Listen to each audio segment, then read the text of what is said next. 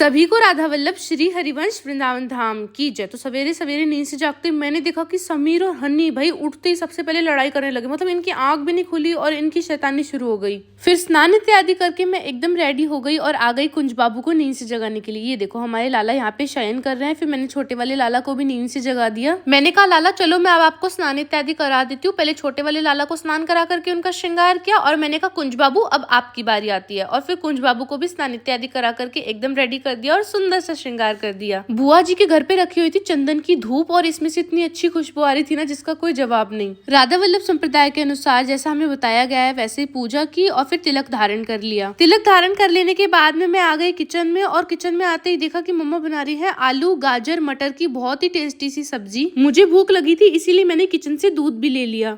यहाँ पर भी खाते खाते ही चल रही हो। मेरी बहन यहाँ पर भी खाती खाती ही चल रही है। ओ भाई ये कौन होता है मुझे खाते हुए टोकने वाला? मेरी मर्जी में कितना भी खाऊं। इसके हाथ में कैमरा दिया किसने? अब देखते हैं आगे क्या शैतानी होने वाली है।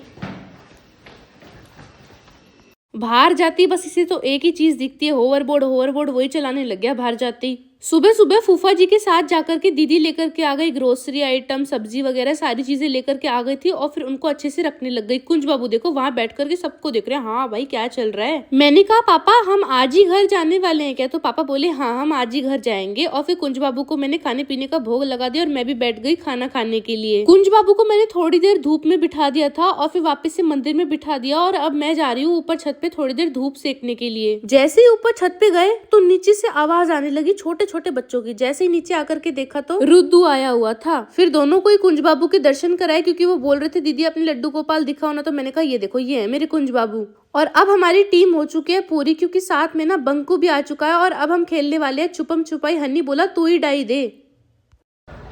1 2 3 4 मैं आ रही हूँ, कोई छुपा हो या ना छुपा हो। सबसे पहले तो ना हन्नी का दोस्ती पकड़ा गया लेकिन बाद में मैं धप्पा हो गई क्योंकि इनकी प्लानिंग थी। समीर हन्नी सबने मिलकर के मुझे धप्पा कर दिया। फिर मैं आ गई ऊपर छत पे बुआ जी वगैरह सबसे मिलने के लिए और दादी से भी मिली। फिर क्या था सभी को चाहिए था अपना एक ग्रुप फोटो इसीलिए सारे आराम से बैठ गए और मुझसे फोटो क्लिक कराई। मैंने साथ में सबका व्लॉग भी बना दिया। मस्त आराम से बैठ करके बातें कर रहे थे सब। और जरा रुद्दू को देखो ये क्या कर रहा है भाई। मतलब मम्मा की हील रखी हुई थी और उसको पहन करके चलने लग गया। सच्ची बता रही हूँ अगर मैंने हील पहनी होती तो 10 बार गिर चुकी होती अब तक, लेकिन ये एक बार भी नहीं गिरा। रोटी बन करके एकदम रेडी हो गई थी। फिर कुंज बाबू को मैंने रोटी सब्जी का भोग लगाया और बाद में पानी पिला दिया। फिर कुंज बाबू को शयन कराया और छोटे वाले लाला को भी शयन करा दिया। और एक मजे की बात बताऊं आज हम घर जा ही नहीं पाए, ये बुआ जी ने रोक लिया। वीडियो अच्छी लगी है तो चैनल को सब्सक्राइब भी कर देना, सब्सक्राइब के साथ साथ शेयर भी कर देना। मिलते हैं अगली वीडियो में, तब तक के लिए सभी को बहुत ही प्रेम से राधे राधे।